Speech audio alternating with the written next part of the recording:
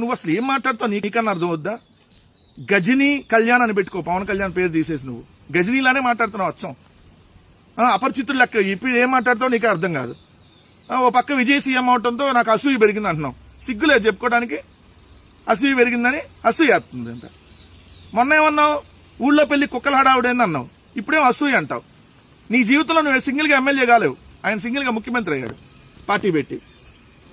నేను మాత్రం ఇంకో 15 సంవత్సరాలు బానిసత్వం చేస్తా అని చెప్పకనే చెబుతున్నావు. 15 సంవత్సరాలు తెలుగుదేశానికి ఊడిగం చేయడానికి నేను రెడీ అని చెప్పి పవన్ కళ్యాణ్ చెప్తున్నాడు.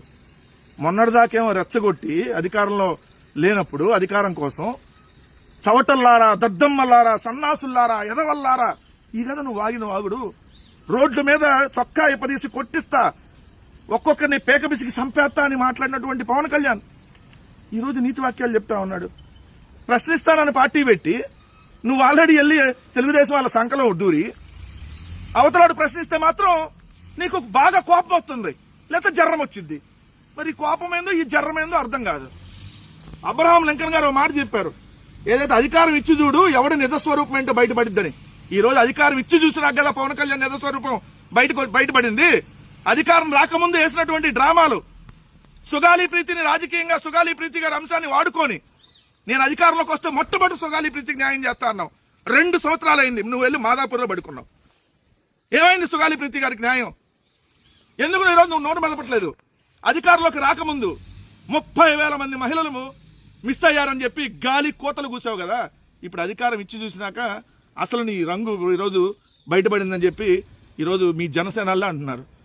అధికారంలోకి రాకముందు నీ అభిమానుల్ని, నా అభిమానుల్ని ఏమన్నా టచ్ చేసి చూడమని చెప్పావు. కుక్కలు కొట్టినట్టు కొడుతున్నారు ఇప్పుడు, కుక్కలు కొట్టినట్టు. నువ్వు వెళ్ళి విశ్వాసంగా ఉన్నావు చంద్రబాబు నాయుడు దగ్గర. నిన్నేమో నీ జనసేన కార్యకర్తల్ని కుక్కలు కొట్టినట్టు కొట్టి ఏటాడుతున్నారు, ఎక్కడికక్కడ నరుకుతా ఉన్నారు, ఎక్కడికక్కడ మహిళల వీడియోలు తీస్తా ఉన్నారు. నువ్వు మాత్రం 15 ఏళ్ళు బానిసత్వంగా విశ్వాసంగా ఉంటానని సిగ్గు లేకుండా మళ్ళీ చెప్తా ఉన్నావు. ఇది పవన్ కళ్యాణ్ అసలైన. నేను కమాండర్ని, నన్ను ఎవరూ ప్రశ్నించకూడదు. నువ్వు మాత్రం అడ్డమైనవన్నీ వాగొచ్చు. ఏమయ్యా అడ్డదిడ్డం వాగుడు వాగుతున్నావు అని నిన్ను మాత్రం ప్రశ్నించకూడదంట. ప్రశ్నిస్తే కేసులు పెడతావు. ఇదేనా రాజకీయం? ఆంధ్రప్రదేశ్లో బీజేపీ నాయకులు ఎందుకు మాట్లాడలేదు అంటున్నావు. ఏం ధైర్యంగా అడిగే దమ్ము లేదా? బీజేపీ అధ్యక్షుడికి ఫోన్ చేసి ఎందుకు మాట్లాడలేదని ఏం కొడతారేం నల్లేవు నిన్ను? ఏం అడగటానికి ఏడకొచ్చి మాట్లాడుతుంది దేనికి? నువ్వేమన్నా అంతకుముందు కేంద్రంతో చెప్పి తాట తీపిస్తాను, ఒక్కొక్కరిని ఆటాడిస్తా అన్నావు. మరి అందుకనే చంద్రబాబు నాయుడు డైరెక్షన్లో వెళ్ళి జగన్ గారి మీద అడిగామేమో అని చెప్పి డౌట్ అందరికీ. అయినా మరి ఇది లీక్ ఎట్లా అయింది అమిత్ షా దగ్గర నువ్వే అంటావు. మరి ఆ మీటింగ్లో ఉంది మీరు ముగ్గురే కదా. అమిత్ షా గారు అయితే ప్రొఫెసర్ నాగేశ్వరికి ఫోన్ చేసి లీక్ చేయడుగా. నువ్వైతే ఫోన్ చేసావన్నా ప్రొఫెసర్ నాగేశ్వర గారికి లీక్ చేయలేదుగా. మరి ఇంక అక్కడ ఉన్న నాదెండ్ల మనోహరే కదా. మరి ఈ మతలబ్ ఏందో చెప్పాలి.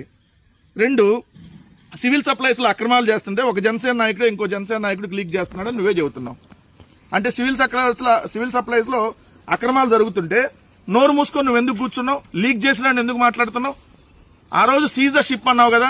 1.5 year అయింది, షిప్ పోయింది, బియ్యం పోయినాయి, మళ్ళీ షిప్ వచ్చింది, మళ్ళీ బియ్యం ఎక్కిచ్చారు, మళ్ళీ వెళ్ళిపోయింది, మళ్ళీ వచ్చింది. 6 నెలలకు ఒకసారి జరుగుతూనే ఉంటుంది ప్రాసెస్, వెళ్ళటం రావటం. ఏం చేసావు? ఏం పొడిచావు? 2 క్రైమ్ ఎవడు చేశాడు? జగన్మోహన్ రెడ్డి గారి మీద తప్పుడు కేసులు పెట్టారు. ఎందుకంటే నీలాగా ఎవడో కాల్లో ఆడుకాల్లో ఈడుకాల్లో పట్టుకొని రాజకీయంగా ఎదగాలని ఆయన ప్రయత్నించలా. మగాడిలాగా రాజీనామా చేసి బయటకు వచ్చాడు కాబట్టి తప్పుడు కేసులు పెట్టారు. ఇప్పుడు నువ్వు అట్లా కేసులకు భయపడే కదా నువ్వు కూడా చంద్రబాబు నాయుడుకి రోజు ఊడికం చేస్తుంది. ఏమన్నా చంద్రబాబు నాయుడు ఏమన్నా అంటే కేసులు పెడతాడని నీకు భయం. అందుకనే నరేంద్ర మోడీ చంద్రబాబు నాయుడు కాళ్ళు నువ్వు పట్టుకుంటున్నావు. ఇది నన్ను అమిత్ షాను కాదు, వ్యవస్థను అవమానపరచడమే. బీజేపీ వాళ్ళు కూడా ఖండించకపోవడం బాధేసింది. పవన్ ఏమైనా అనేయచ్చు, మనం ఏదైనా అంటే కులం ప్రాంతం గుర్తొస్తాయి. అసలు నువ్వే కదా మాట్లాడింది. ఏది కులం అనే భావన మీకు లేకపోతే ఎలా? మతం అనే భావన మీకు లేకపోతే ఎలా? ఐఆమ్ అన్ అపాల బిలా ఉలోచుకులు కిల్ సిక్కు సనాతిని ఏదో అన్నావు కదా. అది నాకు నీ భాష నాకు రాదులే, అందుకనే బూజులు బుల్లి కిచ్కిచ్కి అంటావు కదా ఏదో. అంటే అన్న అపాలజీ ఎవరు? మరి మతం గురించి మాట్లాడింది? మతాల మధ్య గొడవలు పెట్టాలని ప్రయత్నించింది ఎవరు? మీకు రాష్ట్రం అనే భావన లేదు, దేశం అనే భావన అస్సలు లేదు, కనీసం కులం అనే భావన అన్నా లేదా? మన కులం వాళ్ళు కూడా నాకు ఓట్లేరా అని చెప్పి కులాన్ని రెచ్చగొట్టింది ఎవరు? పవన్ కళ్యాణ్, నువ్వు కదా. అడ్డగోలుగా మాట్లాడితే పర్యవసనాలు తప్పవా? ఎవడి మీద ఎత్తున్నావు? నీ జనసేన కార్యకర్తల మీద ఎత్తున్నావా? నీ అంటే నిన్ను ఎవరు క్వశ్చన్ చేస్తే వాడి మీద నువ్వు తోలు తీస్తా తాట తీస్తా అంటావా? ఇక్కడ చూడండి, భరిస్తాం, సహిస్తాం, అవసరమైతే తాట తీస్తాం. ఎవడని తీస్తావు తాట? ఏమంత తేటగా ఉందా నీకు? ప్రతి ఒక్కరిని తాట తీస్తా, చంద్రబాబు నాయుడు దగ్గర వెళ్ళి తాట తీస్తా అని చెప్పి మాట్లాడరాపు. తోలు తీసి 2 రోజులు ఎవడతా నిన్ను కూడా లోపలేస్తాడు. అంటే నిన్ను ఎవడు క్వశ్చన్ చేస్తే వాడు నీకు పేటీఎం గాళ్ళు, మీ పార్టీ వాళ్ళకి. జర్నలిస్టులు క్వశ్చన్ చేస్తే వాళ్ళు పేటీఎంలే, వైఎస్ఆర్సీపీ వాళ్ళు క్వశ్చన్ చేస్తే వాళ్ళు నీకు పేటీఎంలే, జనసేన వాళ్ళు నీ కార్యకర్తలు నీ నాయకులు నేను క్వశ్చన్ చేస్తే వాళ్ళు నీకు పేటీఎంలే. దారిని పోయే దానయ్య నీకు ప్రొఫెసర్ నాగేశ్వర్, దారిని పోయే దానయ్య. మరి దారిని పోయే దానయ్య మీద ఎందుకు కేసులు పెడతా? ఆయన మరి పట్టించుకోకూడదు కదా దారిని పోయే దానయ్య అయితే. అందరికీ నమస్కారం.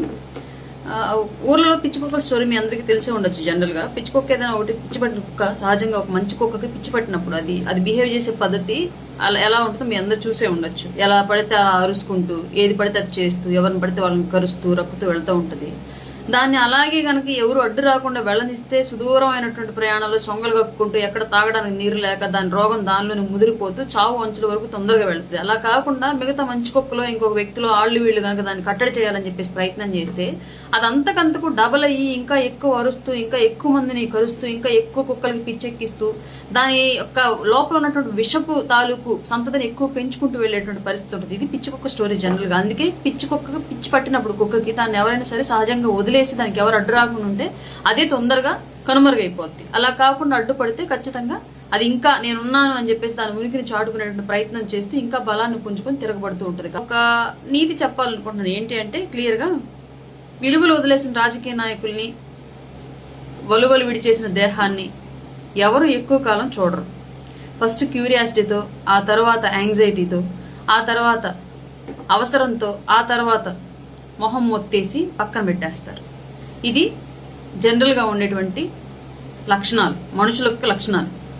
మనిషి అయినా సరే, రాజకీయ నాయకులైనా సరే విలువలతో ఉన్నన్ని రోజులే ఎక్కడైనా సరే గౌరవింపబడతారు. ఆ విలువలు కోల్పోతే డబ్బు రావచ్చేమో, పదవులు రావచ్చేమో చెప్పలేం, కానీ కొద్ది రోజుల తర్వాత మాత్రం సమాజం చేదరించుకునే స్థాయికి వీళ్ళదే ఉందిలే అని పక్కన పెట్టేసే స్థాయికి అయితే దిగజారిపోద్ది వాళ్ళ యొక్క పరపతి. ఈ విషయం గుర్తుంచుకోవాలి ప్రతి ఒక్కళ్ళు.